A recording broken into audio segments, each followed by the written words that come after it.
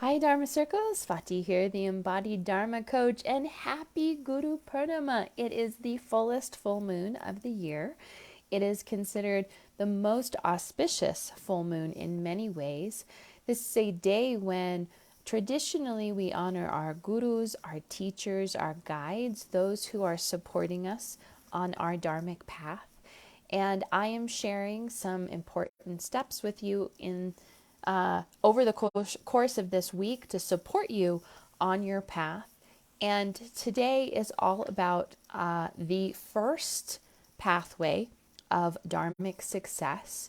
And I'm going to share with you why this is so important and how this supports your nourishment and your soul contentment and success, as well as how to look at your Jyotish chart and see these pieces so you can follow along if you have a Jyotish chart.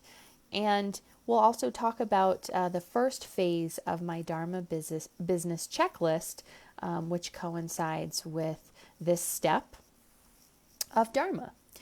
And all of these steps and resources that I'm sharing with you over the course of this week and next are about encouraging and building clarity and trust on your path in your body and also your business so that you can be successful on your dharmic path, successful in all areas of your life. Remember that the definition that I use for dharma is wholeness, and that means all of you is welcome. We're not compartmentalizing, we're not avoiding or resisting certain parts of ourselves. That even the process of awakening your dharma is about embracing and gathering your wholeness, and it is a process. So phase one of your dharmic success is actually dharma. So from the Jyotish chart, when we are looking at houses 1, 9, and 5, these are dharma houses. They are considered houses of the Jyotish chart that support awareness, discoveries, insights for your dharma and your dharmic path. Houses 1, 9, and 5 are indications of what is the Dharma, what you are here to discover, what supports you on your path, what are the challenges as well. And we talked about this a bit yesterday in my foundation step. But recognizing that Dharma is the purpose of your soul, it is duty. This is the duty of your soul in this lifetime. A lot of this has to do with ancestral contracts. We have no Dharma without the ancestors. Your Dharma is actually handed to you through the lineage from your ancestors. Most of the gifts that you embody are in fact from your ancestors. Some of your gifts are your own that you've brought with you from previous incarnations.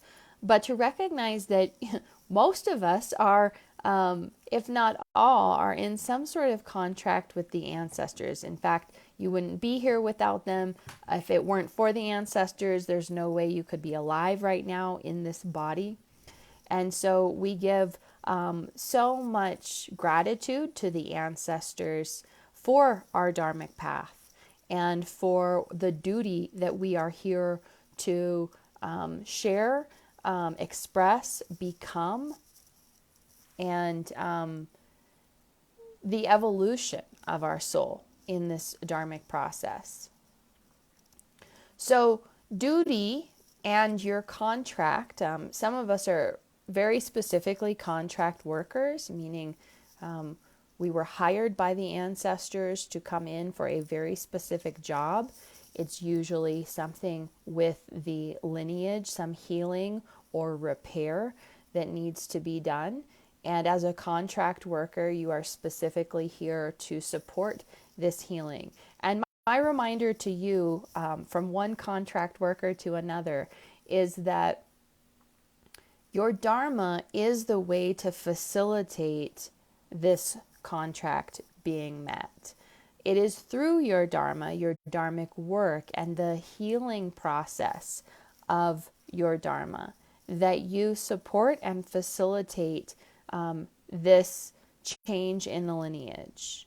And just knowing that and having that attention and intention is really important for your offerings and also for your why. So I want to give you some insights from my Dharma business checklist. The Dharma that you are here to share is also deeply connected to your offering. The light of the soul wants to be seen, it wants to be expressed, it wants to be visible. Every soul has a very unique, very specific Dharma. That which is, I think of Dharma, in fact, like a thumbprint or a fingerprint. Every single Dharma is completely different. And it's one of the reasons why we get lost, we get confused, we doubt, because our path doesn't look like anyone else's. Our offerings, our gifts, they couldn't possibly look like anyone else's. And so we have to really deepen the self-trust and the commitment to understanding our own uniqueness, trusting our own uniqueness. But we are here to share our Dharma. The soul wants to be seen and visible, and this offering to the world wants to be expressed. If you are specifically a Dharma worker, you came here for Dharma, to awaken Dharma, not only in yourself, but in your lineage and also in the world, then you are specifically here to create an offering and be visible in this. And that's where your Dharma business comes in. Dharma business is different than a career. Your Dharmic business has to do with your soul becoming visible and your soul being expressed in this world. And it's very vulnerable to do this. It's very vulnerable. And it's one of the reasons why we can get stuck. We may have resistance, not being clear, disempowering ourselves, because the vulnerability is very real. It's very alive. So the first phase of my Dharma business checklist is supporting that clarity, that why. Why do I care? Why am I here? Why does it matter? What matters to me? And you're going to find that by identifying the challenges you have overcome so far on your path. What are these challenges? What's the story here? And if you could identify the biggest takeaway so far on your path based on what you've learned, what is it? We all have something that feels really meaningful and important to us based on what we've learned so far on our path. And that's your job, is to clarify that knowing and to trust it on a deep embodied level. This is my truth. Now, it might not be true for someone else, but to honor your own truth and be firm in that, that becomes the offering. So the challenge that you have overcome is essential. And based on that, what have you learned? Why do you care? Why do you care?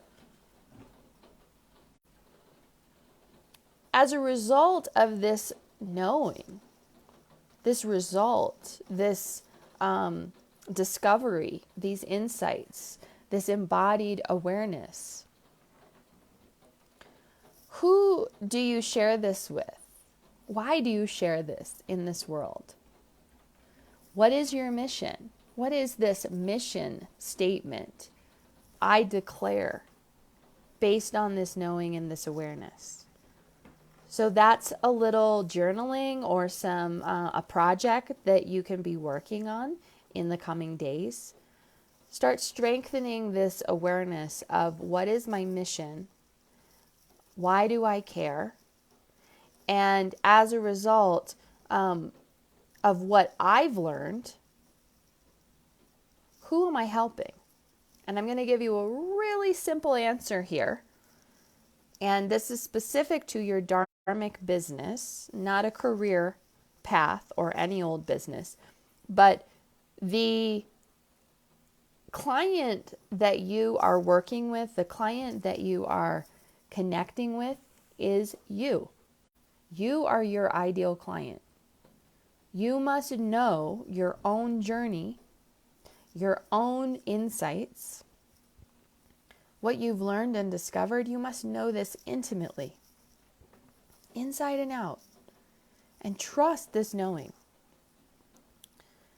And as a result of this awareness and knowing that your client is you, so they're facing what you've faced.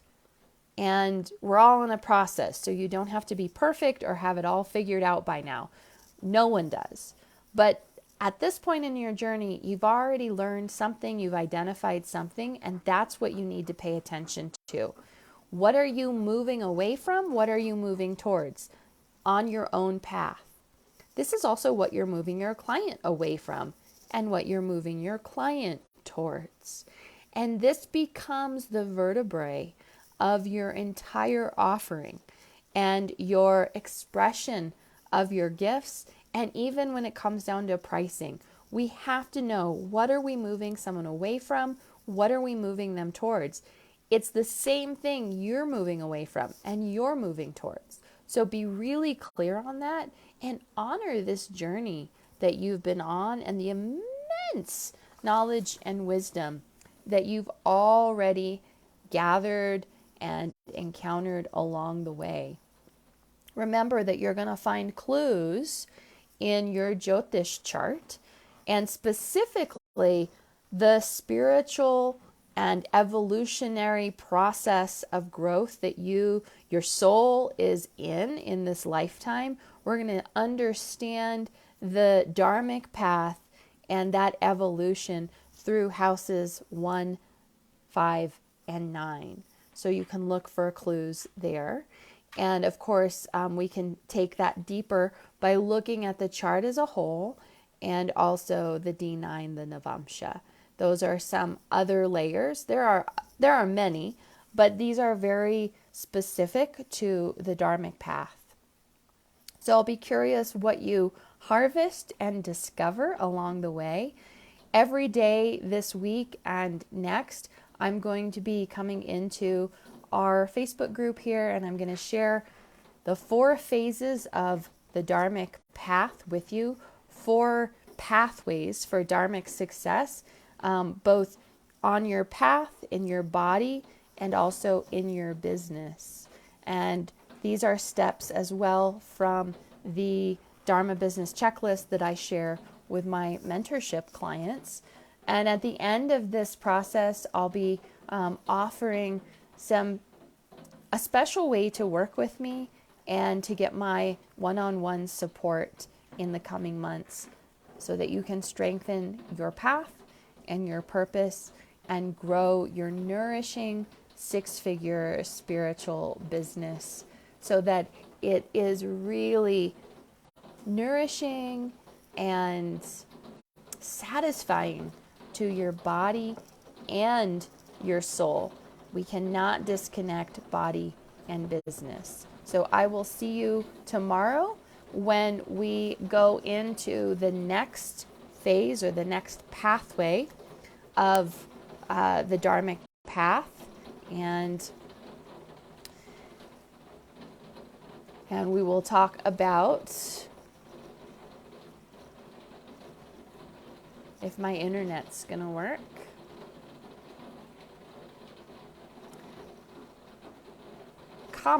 desire, and that desire and passion on the path and why your desire is so essential. All right, I look forward to hearing your responses.